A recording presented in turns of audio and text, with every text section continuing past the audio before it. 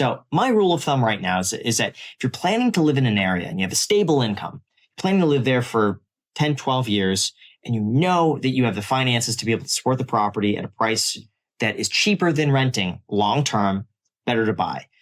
If, on the other hand, you see renting is way cheaper, it gives you more flexibility, and you can up and leave at any moment, renting makes sense in the short term. Yeah, I'm people on my channel will know I'm vocally negative about property, but I love your advice. I love having you here to give a counterbalance to it. I think it's important for people to hear it.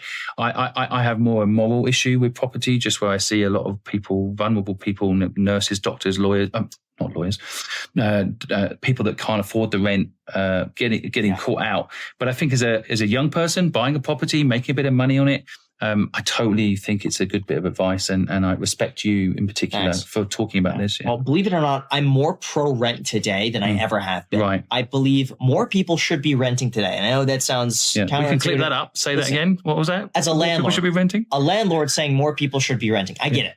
But for the first 6 years of me making YouTube videos, I've been telling people, buy. When interest rates were at like 3%, I was saying, like, this is unbelievable. It makes sense to buy a house.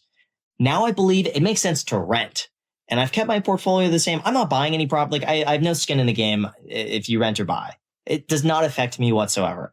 I've been looking for a place to buy. I can't find it. You're just doing the numbers. I'm a numbers person. Yeah. I think every property makes sense to buy at a certain price. Mm-hmm. Everything makes a good investment at a certain price. I'm not finding that price right now. Mm-hmm. Does it exist? I'm sure it does. I don't see it.